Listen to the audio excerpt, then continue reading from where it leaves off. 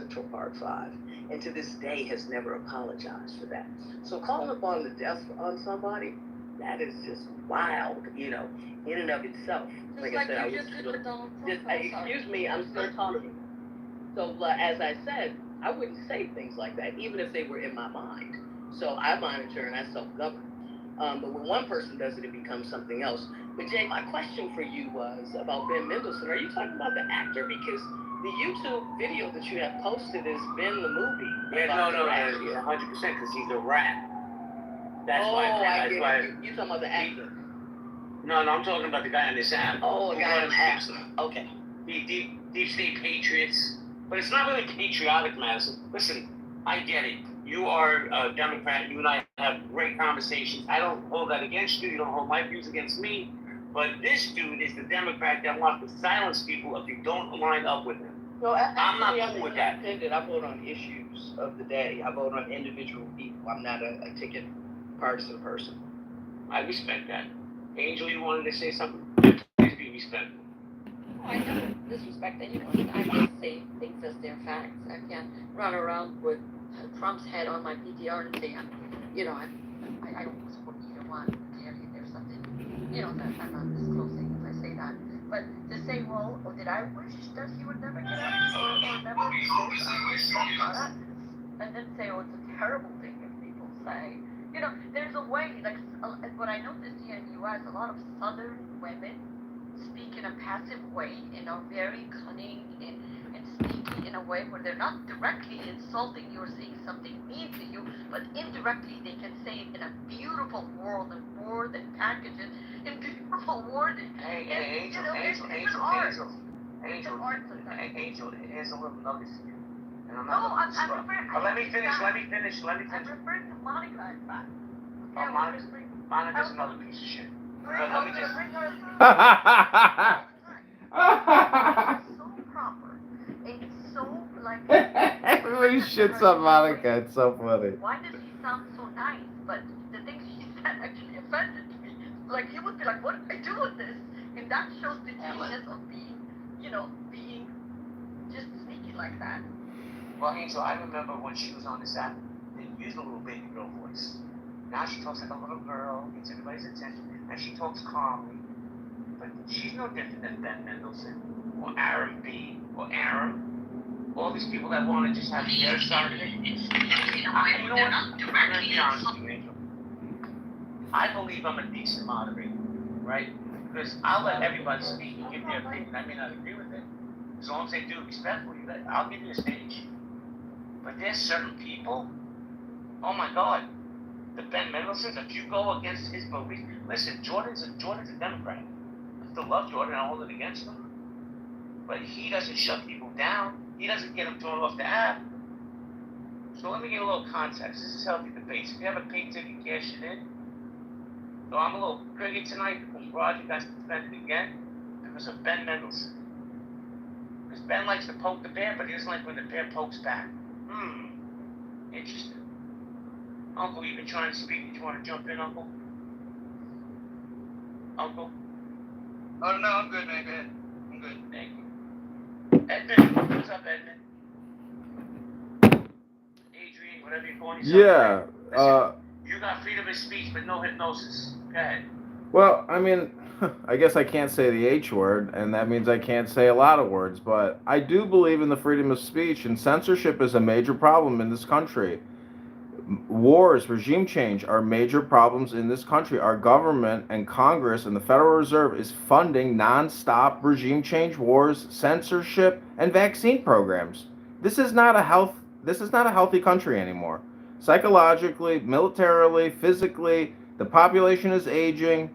People are coming through the border. We have these illegal aliens in every major city that, they're not resettling here. I mean, they don't have social security numbers here. They're here temporarily. Adrian, great. Let me ask you a question. You have to even mute up. It's from the chat. Are you streaming this room and have you received consent of the speakers? Yes or no? Listen, I'm in a state of bankruptcy, and you can send a cease and desist and an attorney's note to my house any day of the week. I'm ready to file.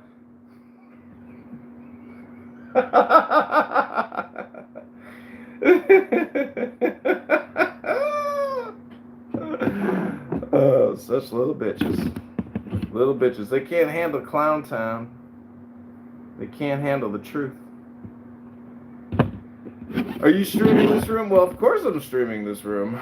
You just come here for free every day. You don't get paid to play. I don't. Time is money. Money is time. I don't come here to listen to Jay Breska play fucking DJ every night of the week. Here in this Christian soul, God is playing his most extraordinary game. He is believing and really feeling that he is not himself. And not only that, but that he is living only one life. And in that life, he's got to make the most momentous decision imaginable. In the course of this 80 years of 10, he's got to choose between everlasting beatitude and everlasting horror. And he's not quite sure how to do it. Because in Christianity there are two sins to be avoided, among others. One is called presumption. That is knowing surely that you are saved. The other is called despair, which is knowing surely that you're damned. There's always a margin of doubt about this. So work out your salvation in fear and trembling. So you might say that this is preeminently the gambler's religion. Imagine, you know, in some great casino, late at night, there is some marvelous master gambler who's been winning all night. And then suddenly he decides to stake his whole winnings on whether the ball lands on red or black. Sensation. Everybody gathers from all over the casino to watch this terrific gamble. So in the same way, the predicament in which the Christian soul finds itself is this colossal gamble, which is saying this universe can possibly contain in it ultimate tragedy. There could be such a thing as an absolute, final, irremediable mistake. And what a horror that thought is.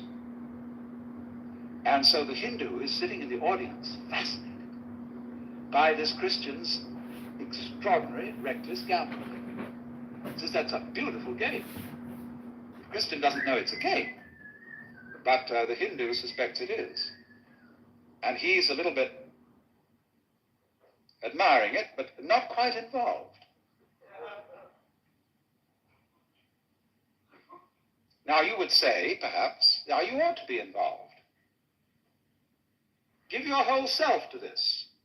Make an act of commitment. You know, once to every man and nation comes the moment to decide. In the strife twixt truth and falsehood for the good or evil side. Then it is the brave man chooses while a coward stands aside, etc. That sounds great, doesn't it? Commitment. Stand up and be counted. It is a virtue, but on the other hand, you see another virtue, what we call being a good sport. If your enemy in the battle of life is to be regarded as an absolute enemy, who is pure evil, black as black can be, you can't be a good sport. You can accord him no chivalry, no honors of battle. You've got to annihilate him by any means possible, fair or foul. And that leads to some pretty sticky situations, especially when he has the means of annihilating you in just the same way. But if, on the other hand, in all contests, you know that while you're going to take it seriously and regard it as very important, in the back of your mind, in that little Hintergedanke, you know it is not ultimately important, although very important. And this saves you. This enables you to be a good player. You may worry about the word play, because we often use the word play in a trivial sense.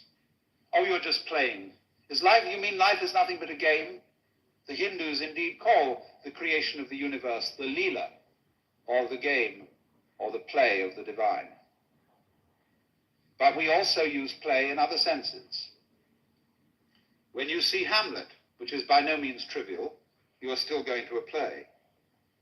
In church, the organist plays the organ. And in the book of Proverbs, it is written that the divine wisdom created the world by playing before the throne of God. Play also, you see, has a deep sense. When we say music, even the music of Bach, as a great master of what we call serious music, is still playing. And so in the deeper sense of play,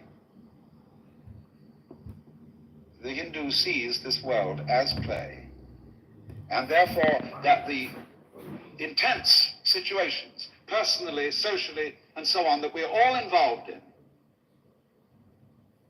are seen not as bad illusions, but as magnificent illusions, so well acted that they've just about got most of the actors fooled, so that they've forgotten who they are. And man thinks of himself, when he's been fooled, as a little creature that comes into this world, which is all strange and foreign, and he's just a little puppet of fate.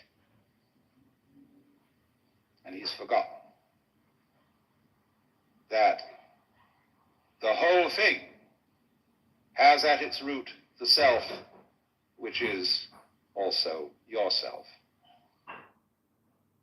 So when we say to ourselves, you must go on, the reason is, you see, that we are not living in the eternal now, where reality is. We are always thinking that the satisfaction of life will be coming later. There's a good time coming, be it ever so far away, that one far-off divine event to which all creation moves. Don't kid yourself. As the Hindus have taught us, in the course of time, everything gets worse. It eventually falls apart. Comes Kali Yuga and Shiva at the end. Kamala Kali Yuga. Which is to say, only suckers put hope in the future. You see, I tell you, there are three classes of people in the Western world: the aristocrats, the proletariat, and the bourgeoisie. The aristocrats live on the past because they come of noble family. And they're like potatoes because the best part of them is underground. The proletariat live in the present because they have nothing else. And the poor bourgeoisie live for the future.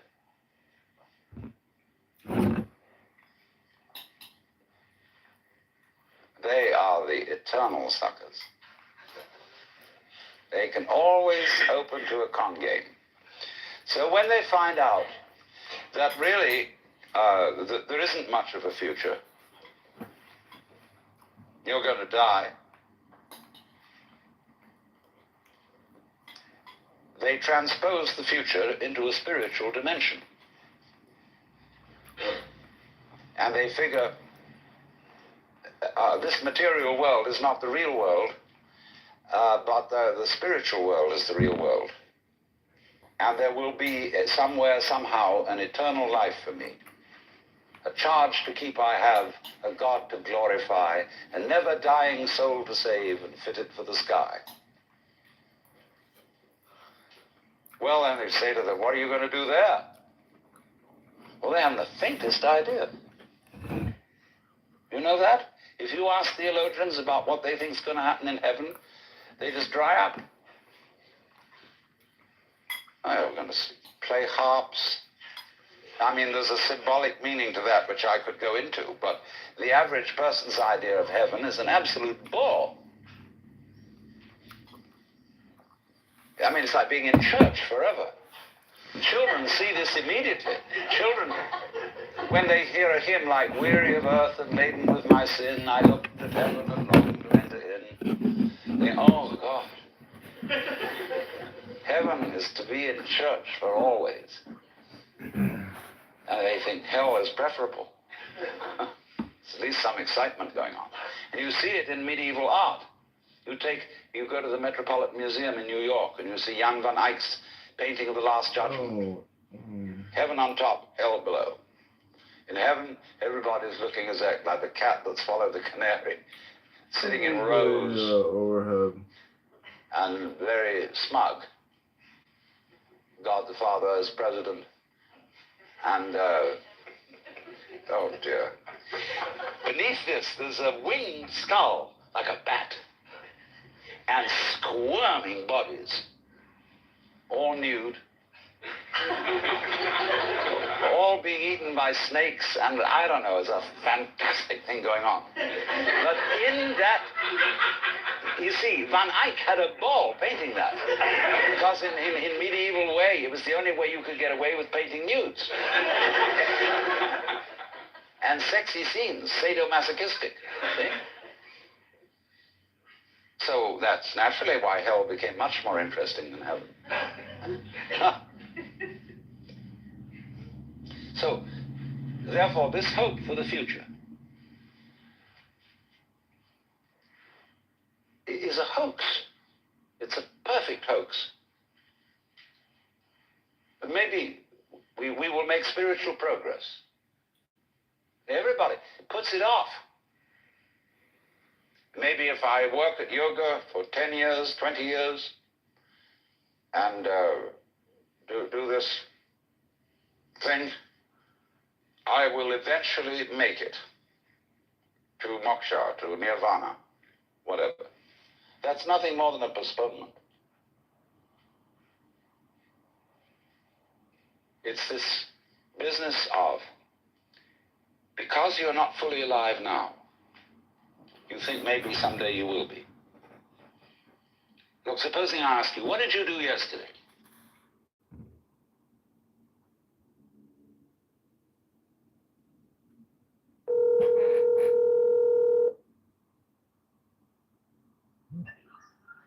Hello? Hey Maya, this is John. How are you? John who? I'm kidding. What's up? I'm just having a little bit of Polish food, and then I'm gonna maybe go to the gym. I don't know. What are you doing? What, like pierogies? I don't know. It's food from the Polish grocery store. I feel like the only Polish food I know is pierogies and sausage.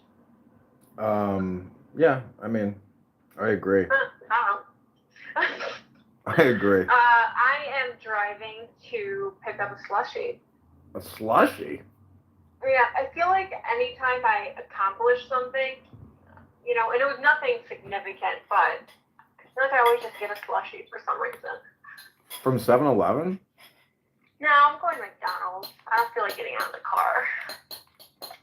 Plus, I look like a wreck, so I don't want to see anyone. Oh. Should I get blue raspberry, cola, or cherry? I don't know. They all both sound like fake and diabetic. I would advise you not to get the Coca-Cola one. That's a good idea. Like, there's nanotechnology in it, probably. Oh, I'm going to be using your McDonald's mobile app today. Just no. Hey, what can I get started for you? What flavor slushies do you have? I'll do a small frozen blue raspberry. That's it. Small ice cream vanilla as well. Swirl if you got it. I don't know if she's talking to me.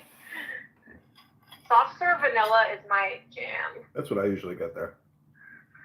Soft serve vanilla cone. Mm-hmm. So what, you're debating on going to the gym? Yeah, unless you want to come over here and do some yoga. Oh my, what? I will literally break your leg. I don't know what I was gonna say. Yeah, I completely forgot. I have no idea. I was about to say something, but I forgot. Well, get your credit card out. What'd you say? Get your credit card out. For what? To pay for your slushy. I'm going to pay in cash. Oh, really? Yeah. You don't use cash ever? No, not. I don't know. At McDonald's, I always seem to use a card because it just like takes too long to like get change from them. Oh. Well, I don't know. I collect coins, so I always like getting change back. You collect random coins. I mean, they're not random coins, yeah. Why? I'm just kidding around. That's cool. No, you think it's lame, it's okay. No one finds coin collecting interesting, so don't feel bad. I'm so thirsty and like I can't even talk right now. Maybe you should drink water. Are you dehydrated? I'm so dehydrated. I don't have any water in here. Oh no. Oh no. How have you been though? Life is good. Just busy. You know, life is so good. Nice. What are you busy with? Working. Anything interesting? Working on my tan at 4 o'clock every day usually keeps me pretty busy. What, like by the pool? No, on my patio. Oh. I'm not a big tanner. Thank you so much. Wow, everyone in that place looked depressed as fuck. All right. So talk to me. What's going on? I don't know. You tell me. Are you going? When was the last time you went to the gym? Last time I went to the gym? Yeah. I work out at home. You work out at home on one of those bikes? The No, I have like weights and let me search real quick. Some machines. But I also feel like excuse me, I feel like I'm always doing something where I'm moving around. Mm-hmm. So it's like my life is a workout, I guess. That makes sense? Yeah, I hear people say that, and they're generally, you know, I don't know. I mean, if you don't stretch, I don't understand how, you know, if you're not like, I'm a systematic stretcher. I do yoga like every day. And so it's like, I don't know. I love stretching. Who said I didn't stretch? I don't know. Do you stretch? I do. Are you flexible? Yeah. Oh, to nice. an extent, I guess. I can't do the splits or anything. Oh. I thought every Serbian was like automatically flexible. Well, I mean, I am. I just can't do the splits. I don't know. Well, are you making fun of Serbs? No, I know one Serbian word. It's bushi kurac. Oh, nice. Does that mean suck my dick? Yeah, it does. I wasn't sure if it meant suck my dick or fucking bitch. I wasn't sure what dirty word my neighbors taught me 20 years ago. Aw, you live next to Serbian neighbors? They feed you all the time? No, we were like constantly at war. It was crazy. What? Why? I don't know. They were like, I think what happened is they were really young kids and they were throwing rocks at me one day. So I ran in front of their parents' car, you know, and I was dodging the rocks as they were throwing rocks, and like one of them broke their mom's window or something and she went ballistic.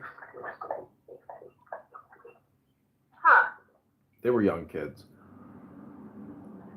So they were mad that their window got busted from their kids? Yeah, they blamed it on me, and I said, "You can't blame this on me. Your kids were throwing rocks at me, madam."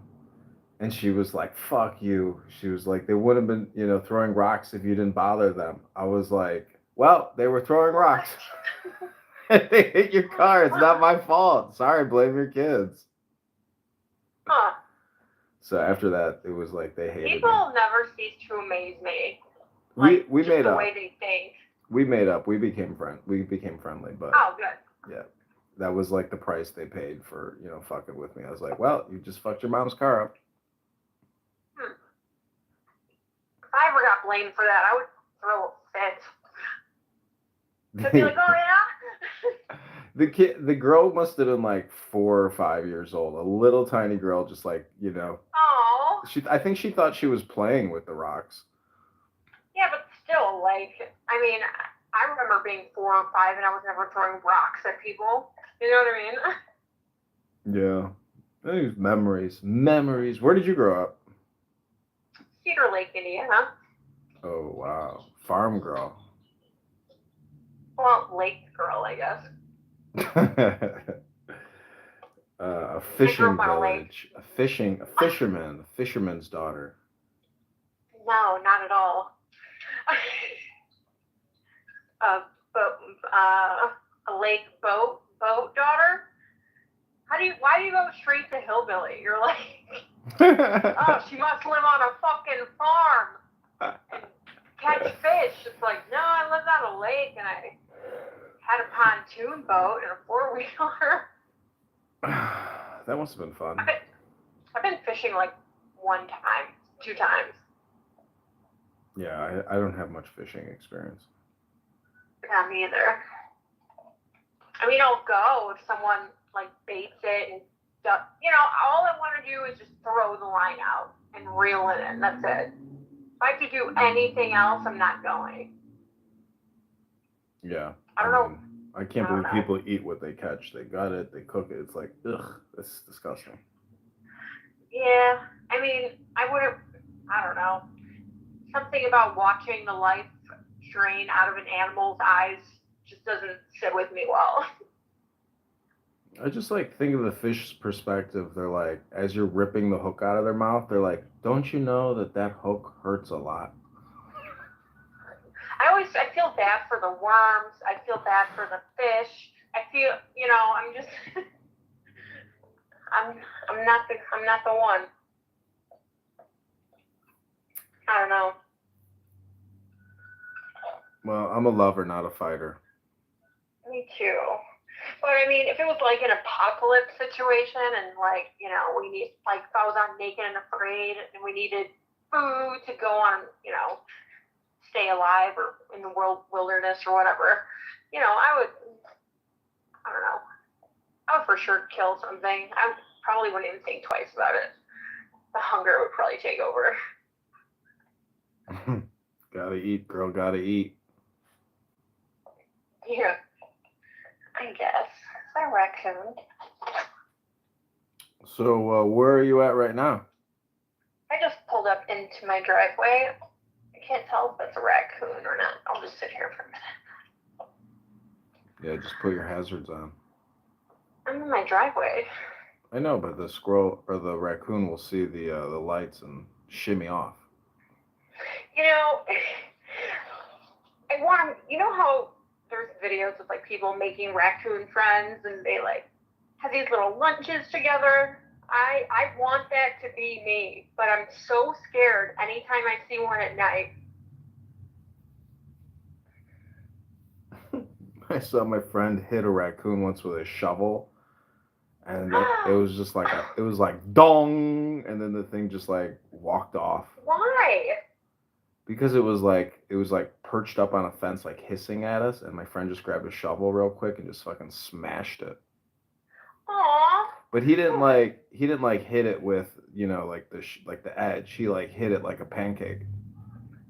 Why don't you just jingle some keys at it?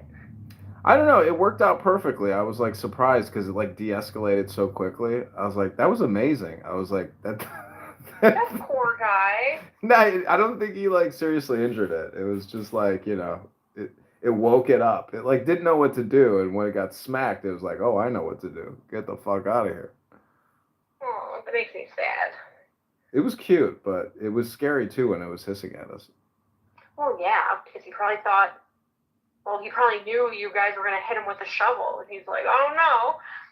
No, if he didn't hiss at us and like prop up, we probably would not have hit it with a shovel. We probably would have just walked away. Oh, well, I hope he's okay. Jeez. Living his best life. Well, I'm really enjoying myself. I just had a lovely meal and a little red wine, and I don't know. I usually go to the gym about this time. Nice.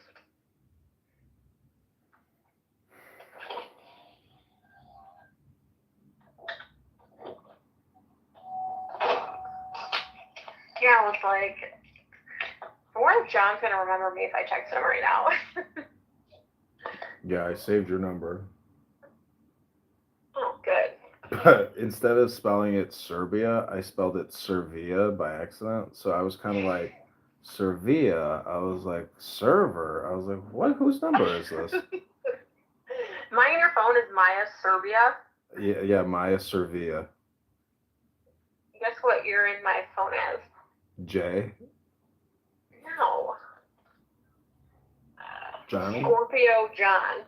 Ooh. Ooh. That's a nice nickname. Scorpio John. Mm-hmm. Nice. I'm Maya Server. Maya the server, serving her Maya the scorpion server. John. Serving this ass. I'm kidding. I don't know why I said that. Do you have a nice ass? I mean, I don't know, maybe. I haven't seen it. I mean, you just have face photos of yourself. This is like, what is this, like AOL dating 1996 or something? Yeah, I know. I should probably toss in a body pic in there so people don't think I'm fat or anything. I don't know. I guess I have a nice ass. I've been told I do. Oh, well, if you've been told, then you probably got a nice ass. You know, I'm just not like self-absorbed. I'm like, oh yeah, this ass. So for some women, an ass is like, the biggest thing in the world. And for some men, an ass is the most important thing. Are you ass or titties guy? I'm an ass man. Because a great ass are like two giant titties. True. Well, I have a nice ass and nice tits, so there's that. I know Serbia makes them the premium. They have a premium manufacturing clone facility there. They make the most beautiful women in the world there, in Croatia and Bosnia Herzegovina. That's where my parents are from. Yeah, they seem to make. I think war makes people beautiful. War? I swear, World War II, like people live forever, and then their kids always end up looking amazing or something. Like the DNA, like, it goes Super Saiyan when you're put in a concentration camp or forced to live in a trench. Well, if we're in constant war, then what does that mean then? It means evolutionarily, the strong survive. So I think maybe that's the thought behind it, but who knows? It's all just, wordplay. Yeah. Like if humans, speaking of evolution, if humans didn't have hands like we do, we would not be at the top of the food chain. Yeah. Could you imagine just like building things, like smacking things with our head, trying to like move things? Imagine smacking that ass without having a hand. Impossible. True.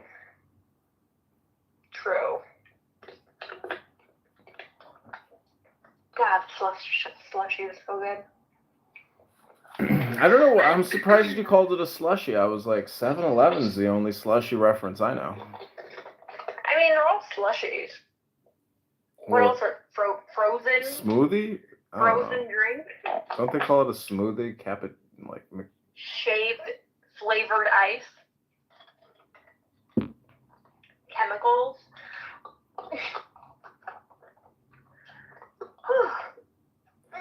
There's a lot of plastic. The rest of the week? There's a lot of plastic in our diets now. Yeah, there's microplastics and everything. I just had a credit card for lunch. Yeah. I just had half of a spork. I prefer MasterCard over Visa. It's easier to digest. Oh. Yeah, I guess. Well, plastics are forever, so you don't really digest it. I mean, if we take it in, doesn't it just come back out? Like, our bodies can't break it down, right? Yeah, I mean, like some of it gets absorbed, but I'm sure the body is able to like, push some of it out, push it out. But like, fuck, God. Well, plastics are like a forever thing. Like, Well, I read that in England they're like making people who use a washer to put a filter now on your washing machine because of the micro particulates that come out of clothing and all the textiles. oh, And so all that goes into the drinking water. And, I just drink tap water, or I don't really drink tap water, but, I buy bottled water. But I mean, tap water cannot be, in this city, it cannot be. I don't know how to test it, but damn, it can't be good for you. oh, I can't remember the last time I drank tap water. Let's see, can our bodies absorb and break down nanoplastics? I need to know. Yes, the body can proficiently break it down, but does absorb I need- 0.001%. Yeah. Well, oh wait, okay. No, the human body cannot effectively absorb and break down nanoplastics due to their tiny size. Nanoplastics can be ingested, inhaled, or absorbed through the skin, and once inside the body, they can accumulate in the tissues and organs without being regularly broken down by the body's natural process. Okay, cool. I'm done. Wait, are you vaccinated? Fuck no. Oh, because I was gonna say it might help break down the plastics because of all the particulates that can eat away at the plastic absorption. They say vaccines and boosters are great for microplastic particulate digestion. Oh yeah. Are you vaccinated? No, hell no. Yeah. When Like zero part of me ever wanted to get it. You know what I mean? I actually just got COVID earlier this year for the first time. How do you know though? It was probably just a fucking flu because the test is bullshit. Well, because I went in because I thought I had like a respiratory thing. You know what I mean? And they're like, "You have COVID," and I was like, "Oh shit!" And I got tested like 5 other times at different places. Damn, you're a testing Well, addict. not 5, but like 3. But what do you gain though out of a positive diagnosis? Because it's like, all right, well, you're still not getting vaccinated, so what are we gonna do for you? Well, I was getting swabbed for like strep throat, and then they're like, "Psych," and I ended up going to the hospital for I don't remember what I was going for, but I felt like I couldn't breathe, and every place I went to, they would test me. Yeah, but I don't know, see, as like a thing. well, anyways, yeah. I mean, have you ever had pneumonia? No. Yeah, that is like you can't really breathe. It's like, oh, it hurts. Like, fuck, something's wrong. Yeah. I woke up in the middle of the night. Jeez, I can. And I was like, "Oh my god, I can't breathe!" And I started freaking out, and I had someone take me to the hospital. And then they tested me again when I was there, and then they didn't do anything for me, so I went to another hospital, and then they tested me again there. So I had a friend who, whenever we would go out, he would put on cologne, but he was having inflammation and allergic reaction to the cologne, and swelling up, and he didn't know it was the cologne. Like, it was crazy. that's hilarious. I mean, to an extent, if he was like okay, but I'm not Yeah. allergic to anything actually.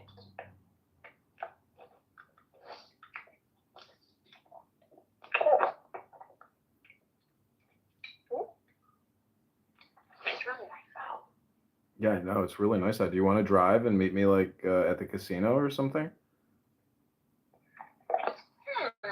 Well, I just gave myself a facial like an hour ago, Oh, and I look perfect. crazy as fuck. Why? Well, Oh, your it's skin's. microneedling. Oh, your. Oy vey. I know. I love the Damn. casino though.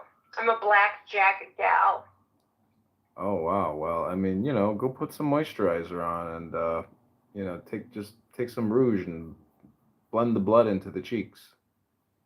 Well, I mean, I look crazy as fuck. Have you ever gotten microneedling before?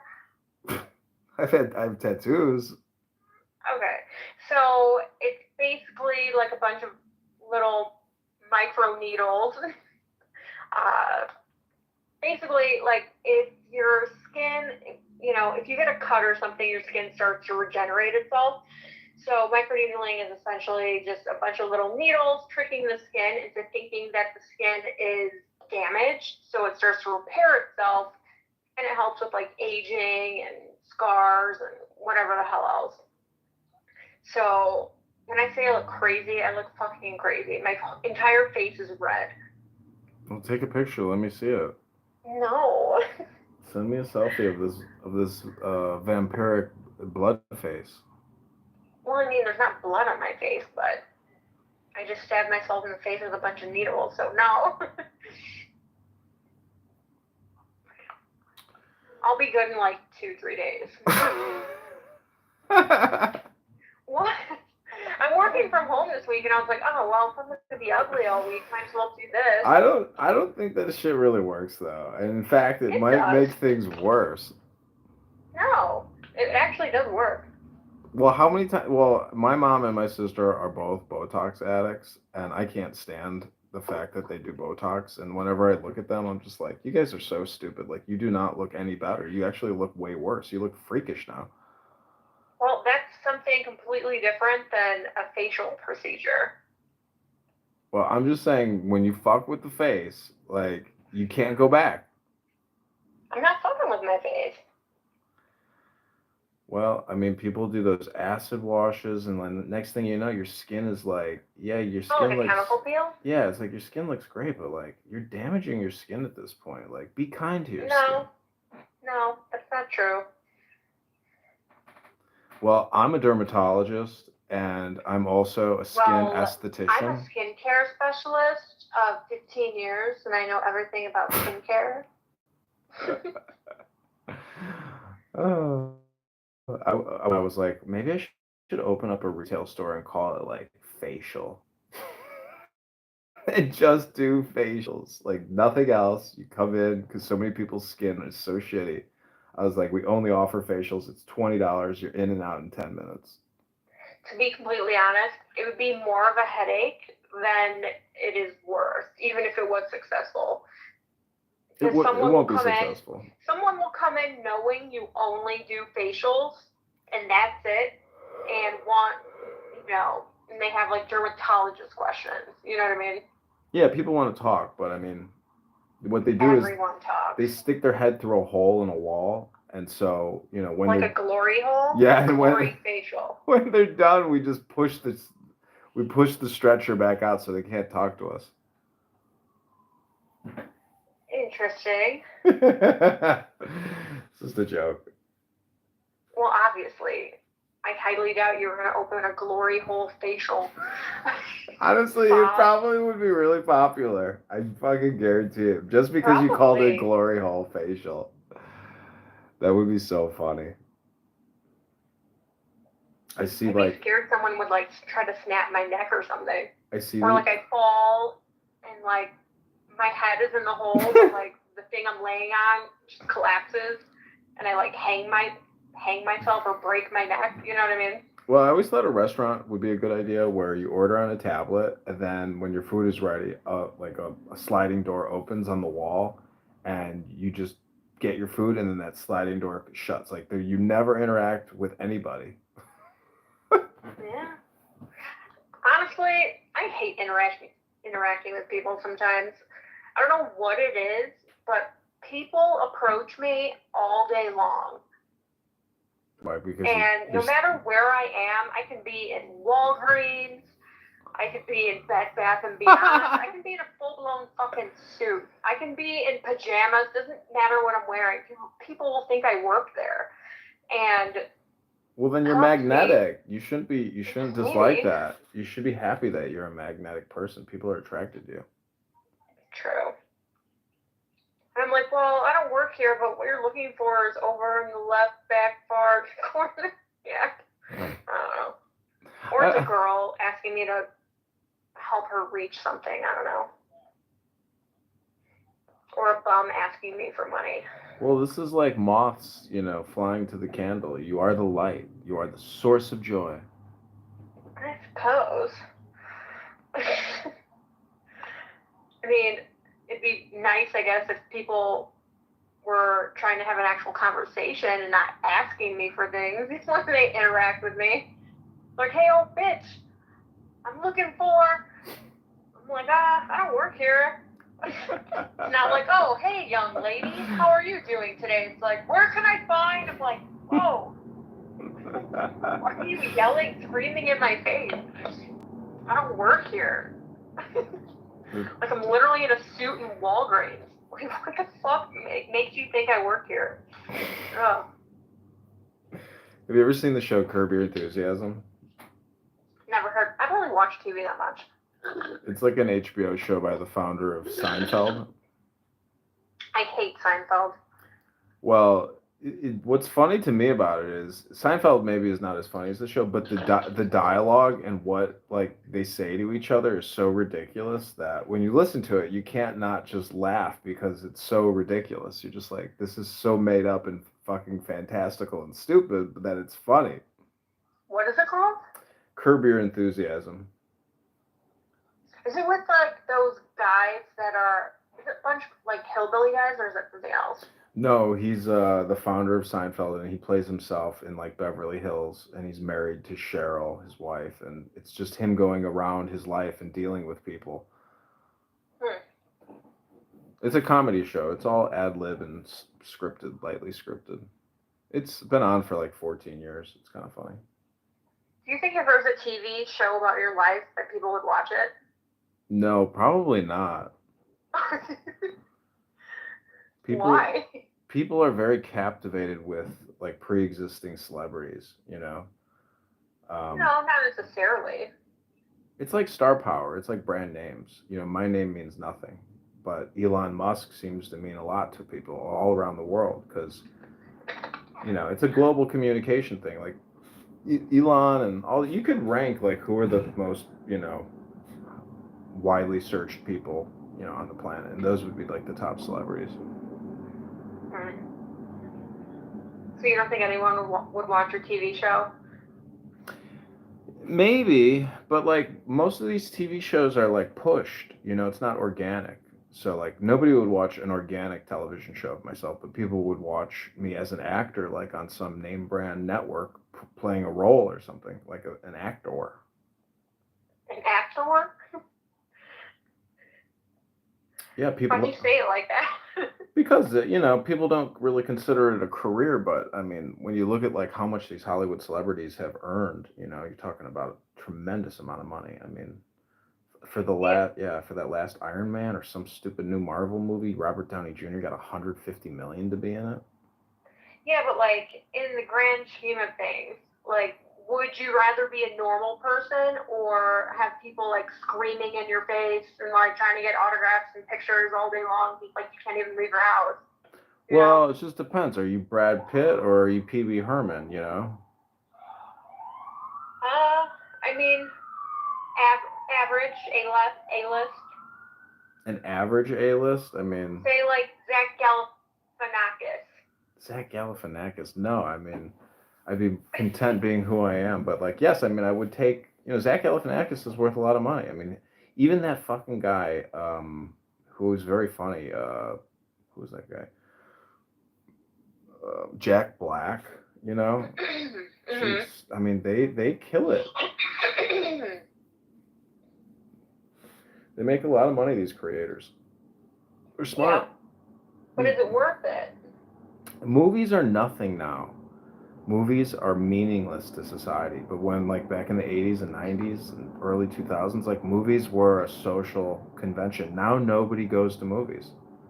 Well, yeah, because now we have everything in the palm of our hands. It's like, we don't even need to leave our house to get food. We don't need to leave our house to interact. We don't need to leave our house to do fucking anything. I don't even need to leave my house to have sex anymore. I mean, iPhone now has an app and a plug-in, and it's just like, making love to AI. Well, that's just sad. It's just sad. I mean, sometimes, you know, I masturbate too, but like, I'm like, this is sad. I'm like, no, this is fine. No, Maya, it's sad. I'm like, yeah. Yeah, love making is best, you know, when it's combined. With a person combined.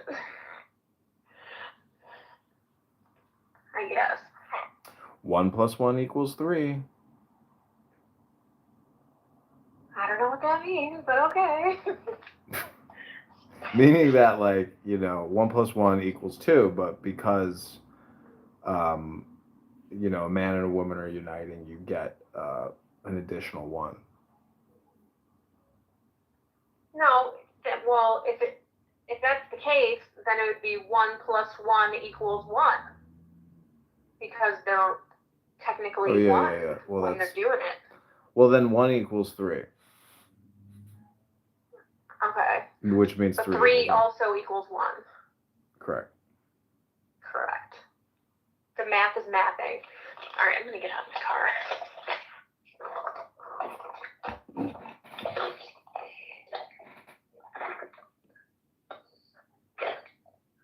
HOTTOTO.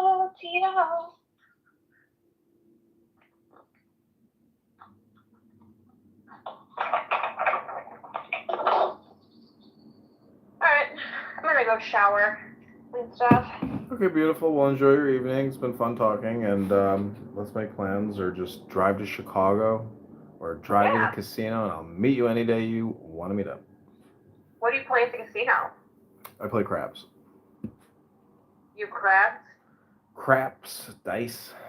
You have crabs, I heard you. Only when I take the CTA or the bus. Well, text me, I'll be around. Okay, sounds good. Good night. Bye. Bye.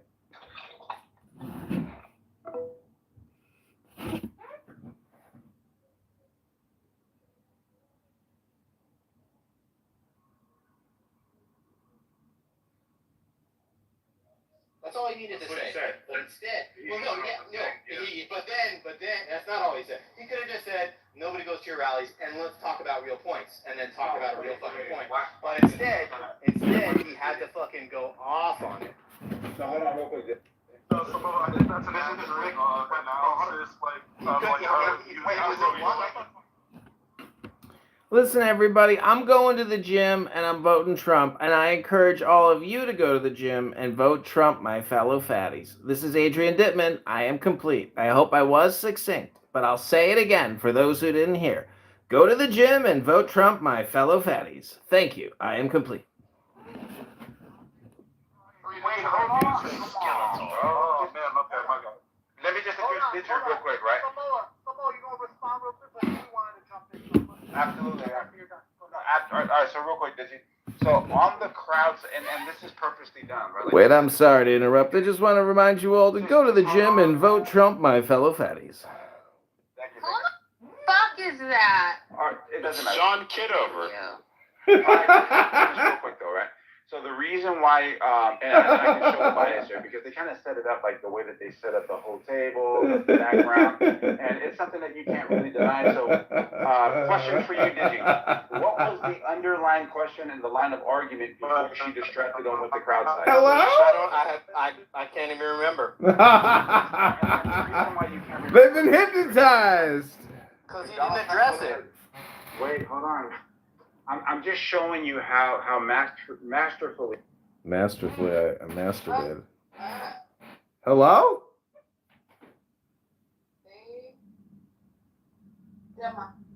Hello?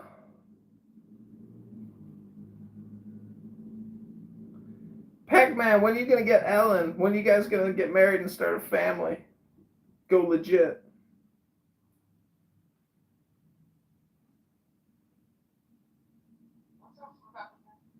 How's it going? Are you on Hinge? You dating any 40, 50-year-old, 60-year-old men right now? My dad? How'd you meet him? Bumble? Well, damn. I thought he was smarter than that. He should have been able to figure you out. You got him. You showed him what you got, and he liked it. I understand. Don't watch so somebody in this room named Crash? Crash? Yeah. Why he just send me a link to this room as I join? What happened? He sent me a link to this room and told me to join.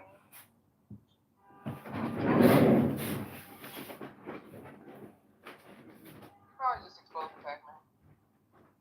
Bro, I'm trying to figure out how did my nigga get caught up in Barbiana and y'all shit. Get caught up in what? They saying something about me and Narnie was talking in some text messages of the Telegram, DJ Food, a whole bunch of shit I don't know about. What that got to do with me? I'm confused. And I don't know nothing about Yeah, nigga, what happened you not liking Barbiana, nigga? There go the nigga right there. Nah, nigga, what you saying about you ain't like Barbiana, nigga? Barbiana getting drunk. Oh, man, hold on, let me get 2 to 3 back. Yeah, I don't know. Y'all trying to see this shit.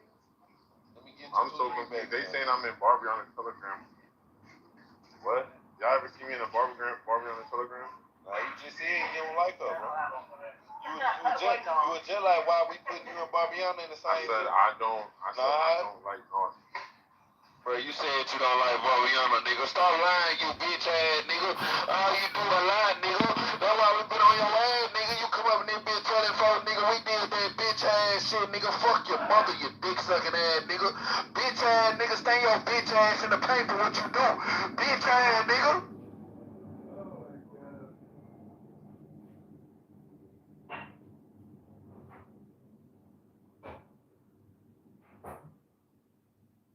Did anybody understand this nigga? Cause I'm out here like grocery shopping.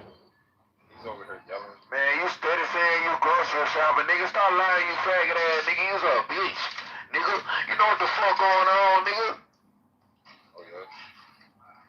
Nah, I'm gonna let you. I gotta pay for my groceries, so I'm gonna let you. Man, nigga, fuck your groceries. Okay, but Crash, What up? You said what? This one girl just got caught up with a train. I'm confused. You said why I'm on this? I think they're trying to use me. Oh, no.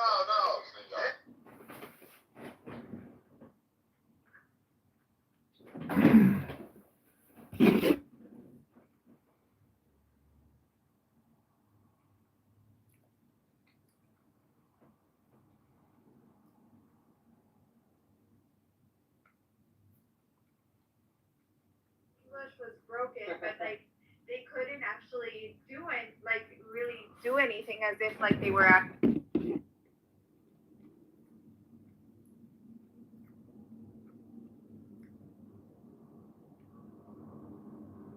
You're like stopping and then I'm like talking No, and then I you're. just let you talk and I shut my mouth up. I let you talk and I just like to improvise on it. But am I not allowed to talk now? What? No, you are allowed. It's just that you're like stop. I'm asking you to tell me when. Okay, go ahead, you talk. I'm done. Okay, yeah.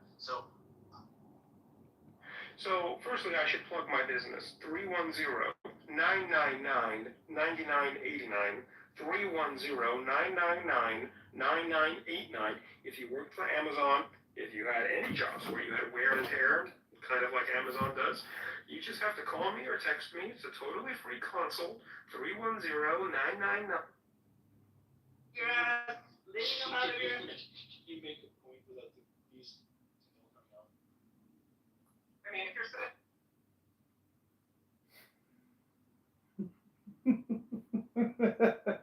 I love how I get blocked. I'm gonna create a new account with like a hot chick, and they're not gonna kick me out. They want to talk to you. It's like fresh meat, fresh meat at the slaughter. By just looking at the ratio between how many combatants and how many civilians have been killed and compare it to other urban warfares.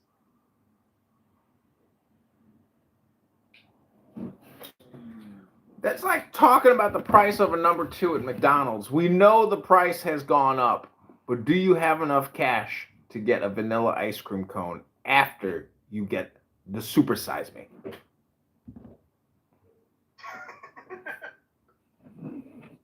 was so random, but I like this type of randomness.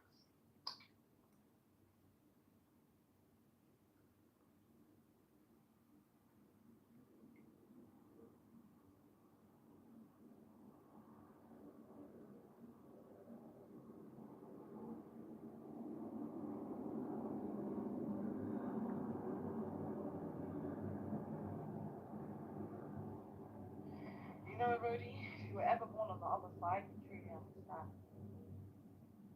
But you're not. So you're always speaking from a Netanyahu bias.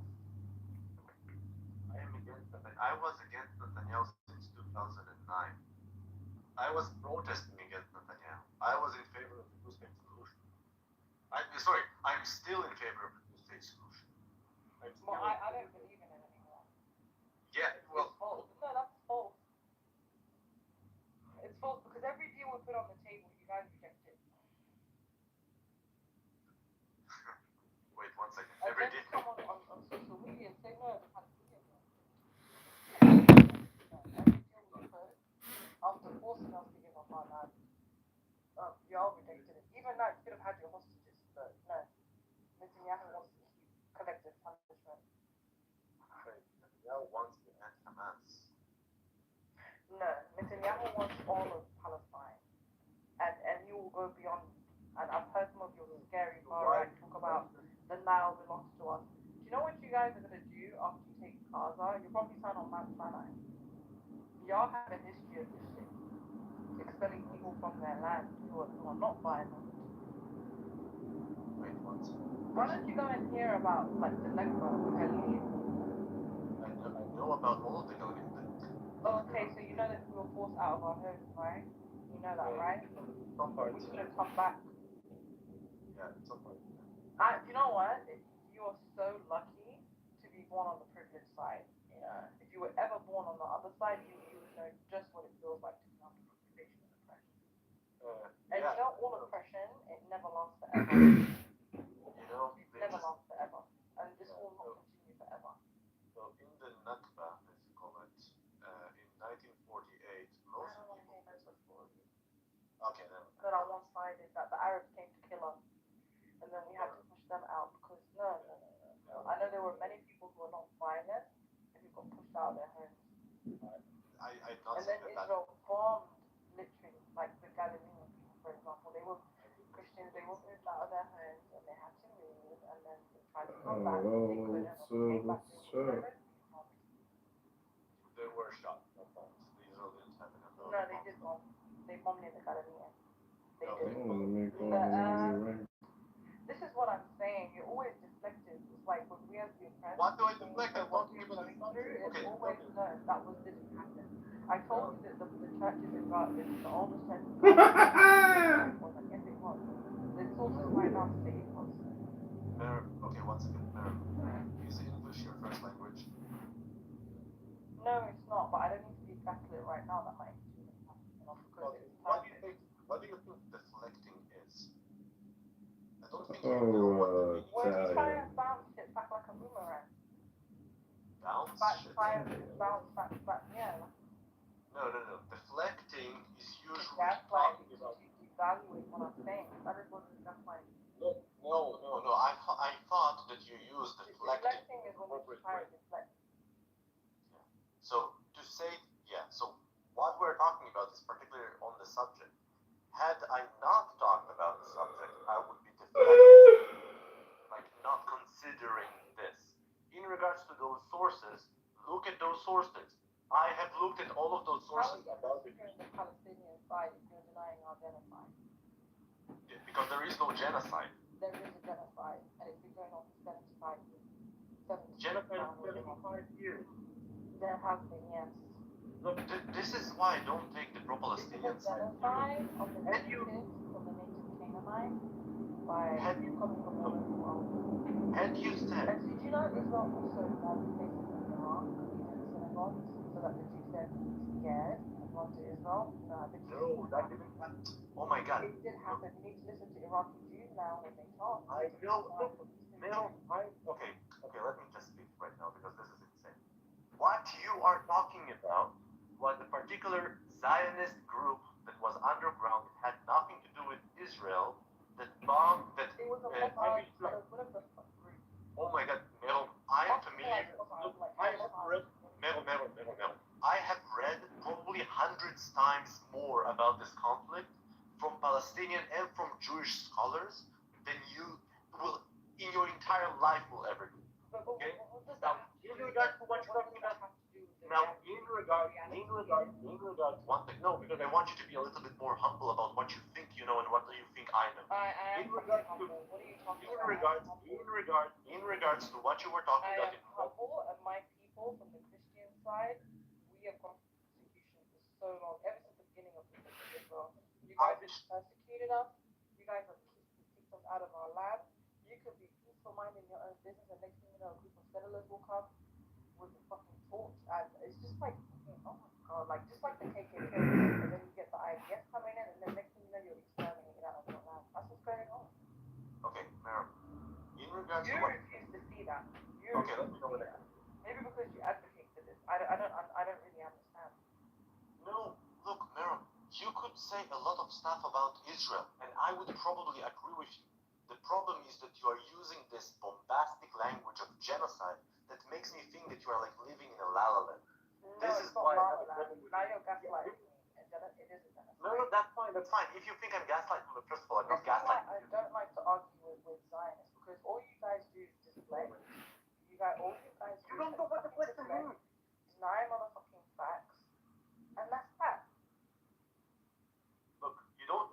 First of all, I don't think you even know what deflection is. Regardless of what you think. I know what fucking deflection is, and I know what gaslighting is, and I know what I'm being gaslit at. I know when someone is deflecting. Okay. I'm not trying to gaslight you, whatever you think I'm doing.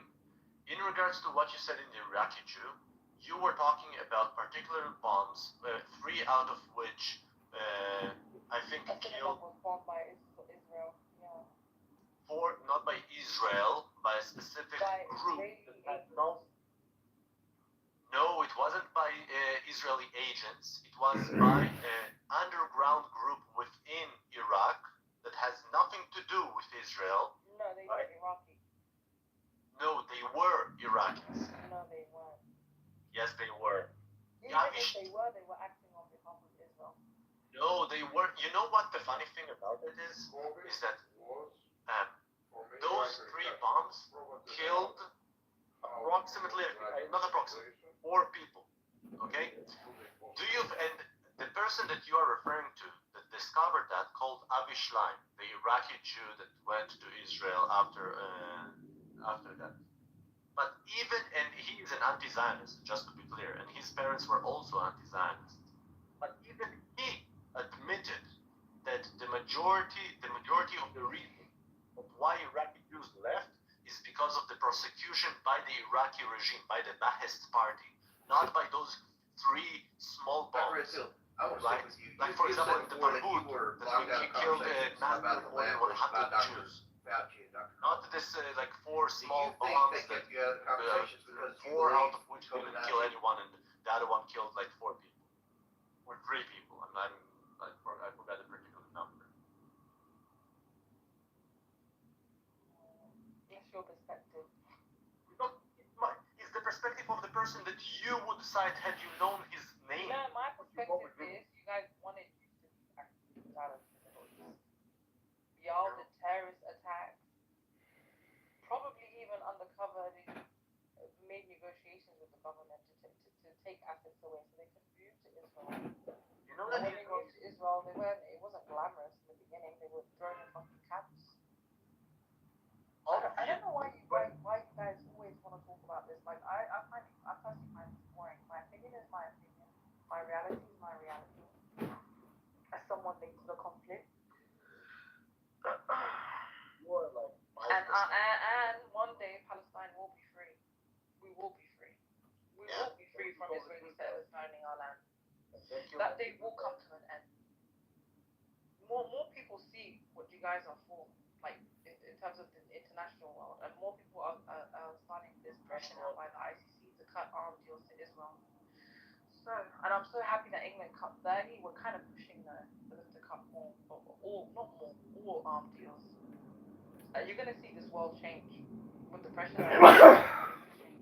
I hate to tell you this, but you're delusional. Israel has their own weapons manufacturing industry. Did you even know that? I bet you didn't know that. Of course they do, but they also get a lot of weapons from America and from fucking the UK. Adrian, the funny thing about it is that they say that by doing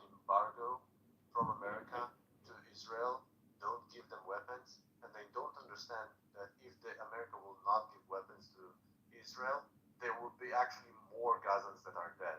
Because what America provides is with precision missiles. And if they didn't have the storage of precision missiles, they would probably just use non-precision missiles that will kill more people. Well, if they don't get the weapons from America, they'll get the weapons from another country. The Russians will sell them the weapons. Israel has no problem buying weapons from anybody who will sell them weapons. Israel has to do what they have to do, which is fight terrorists and end this terrorism, which is Islamic Muslim, Islamists. They're terrorists. They're cocksuckers. But they're also killing Christians, though. But what you guys are always making about fucking Muslims, the Muslims, terrorist radical jihad. No, without the fucking Islamists, you guys take lives of fucking Christians, Jews. Y'all don't give a fuck.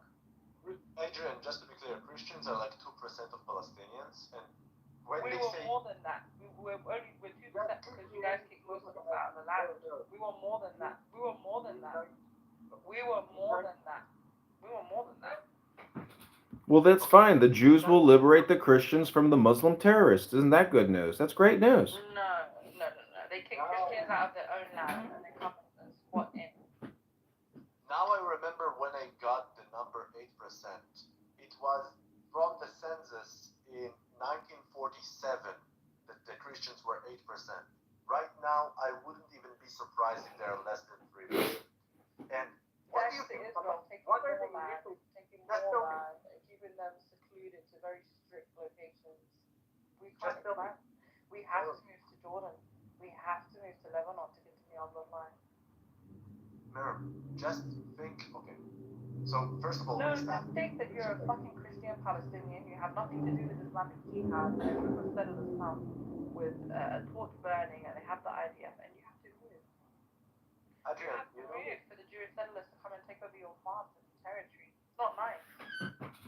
I hate to tell you this, but the problem is violence, and the violence of the people in these areas, is unprofessional and it's terroristic. So, security measures have to take place. Christians are terrorists as well. I'm saying anytime somebody commits violence, that's a problem. Well, we're the least terroristic group. If we want to talk about terrorism, we're the least terroristic group. Okay? We don't fucking kidnap Jews all the time. We don't obsess over your fucking deaths. But y'all still expelled us. For 75 years.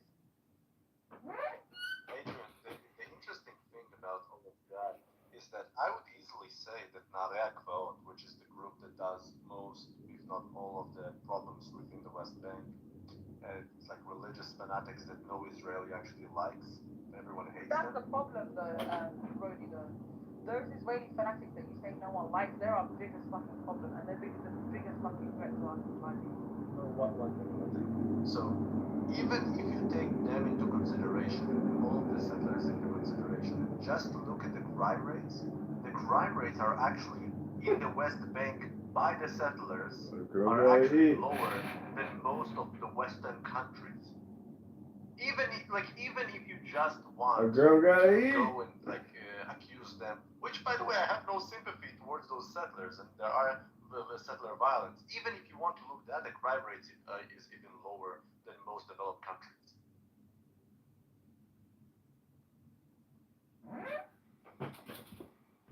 Oh, well, some people just cannot confirm or deny that violence is not cool. Yeah, I would easily say violence is bad. Unless it's for self-defense. But violence and violent ideologies and the settlers and all of this is bad. But she would never say Hamas is bad or the PLO in the early days were bad. She would never say that. She would just say all of it is resistance.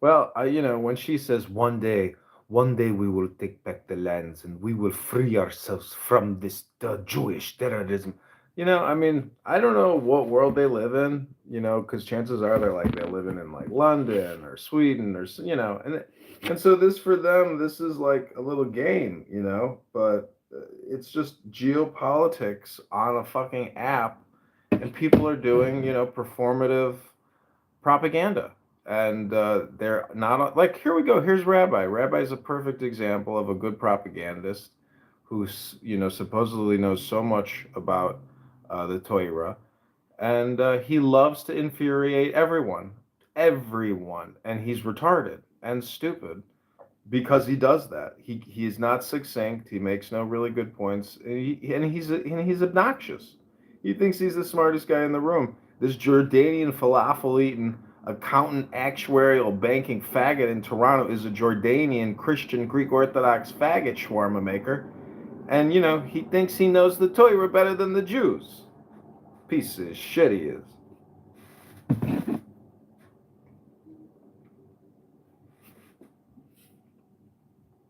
I heard you don't like Rabbi. Why don't you like Rabbi? Because Rabbi, you're a moron, and you're annoying.